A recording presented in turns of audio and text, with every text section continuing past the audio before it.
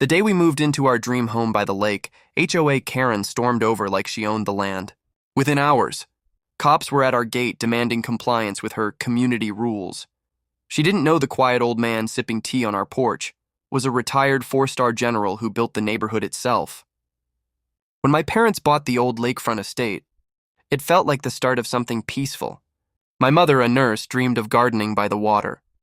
My father wanted quiet fishing mornings. And Grandpa, well, he just wanted his porch, his pipe, and some calm after decades of military service. We'd barely been there an hour when a white SUV screeched up the driveway. A woman in a perfectly pressed floral blouse marched out, clutching a clipboard like it was a weapon. Her name tag read, HOA President Karen Aldridge. "Hello," she announced, not smiled. "Welcome to the community. Before you settle in, we need you to sign these HOA forms." Dad blinked. "I think you're mistaken. This property isn't under the HOA. We confirmed that before buying." Karen's smirk widened. "Oh dear, all properties in this zone must comply. We keep things orderly." She glanced over at Grandpa sitting on the porch swing, especially with, elderly residents. "Safety concerns, you understand?" I saw Grandpa's eyebrow twitch, his version of a growl. Mom stepped forward politely. "Ma'am, this is private land. The HOA boundary ends at the main road." Karen chuckled condescendingly. "Oh, honey, I run this area. You'll learn that soon enough." With that, she strutted back to her SUV, tossing her clipboard into the passenger seat. "I'll send the forms again, and a warning notice if you don't comply by tomorrow." As the car disappeared, Grandpa sighed. Some people need a map and manners. None of us realized that wasn't the end. It was the beginning of the storm. By noon the next day, 2 patrol cars were parked outside our gate. Lights flashing, radios crackling. Karen stood behind them, arms folded, looking smug. Dad stepped out calmly. "Officers, can I help you?" One officer glanced at his notepad. "We got a call about a family refusing to comply with neighborhood regulations." "HOA violation." Dad looked stunned. "That's not a police matter. This land's privately owned, outside HOA jurisdiction." Before the officer could respond, Karen barked, "They're lying. Their property line overlaps our road. They must pay dues and follow community standards." The officers hesitated, confused. Then Grandpa walked out. Slowly. He wore a light jacket, hands behind his back, posture straight despite his age.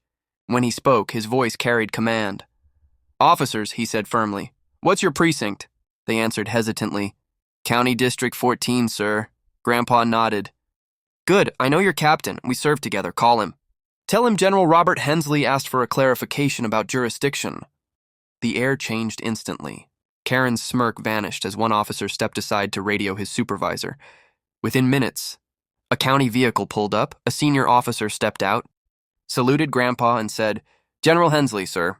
Apologies for the confusion. You're well outside HOA control." Karen's voice broke. "That can't be. This area must..." The officer turned to her. "Ma'am, you're trespassing on private property. If you continue harassment, we'll have to cite you." Karen stammered, face red, then hurried to her SUV without another word. When she drove off, Grandpa finally exhaled. "They called the wrong reinforcements," he muttered, walking back to his tea. That night, the whole family sat on the porch, watching the sunset. We thought it was over, but Karen wasn't done yet. A week passed. We noticed Karen's patrol cars creeping by the road every evening. Anonymous letters about community standards appeared in our mailbox. Once, someone dumped trash near our fence line. Mom wanted to file a complaint, but Grandpa just smiled. "Patience, dear." Sometimes discipline teaches itself. A few days later, the local news crew arrived at Karen's HOA clubhouse, reporting on abuse of authority and illegal enforcement outside jurisdiction. Someone had tipped them off. Karen's voice trembled on camera as she tried to justify her extended oversight, but when the reporter asked for legal proof, she fumbled through her papers, then broke down crying. Turns out, her HOA had been collecting dues from properties they didn't control. The county launched an investigation. Within a month, Karen was removed from her position and fined for harassment and fraudulent claims. A local paper ran the headline, "Retired General Exposes Corrupt HOA Practices." When a reporter asked Grandpa for comment, he simply said, "I fought for freedom. not for people to bully their neighbors in its name. That quote went viral. Karen moved out of the neighborhood quietly a few weeks later. Now, every morning, Grandpa sits on that same porch swing, sipping his tea as the lake glows gold. No HOA patrols, no threats, just peace. And whenever a new neighbor moves in, we tell them this simple story: how one woman tried to rule by fear and met a man who'd commanded armies with honor.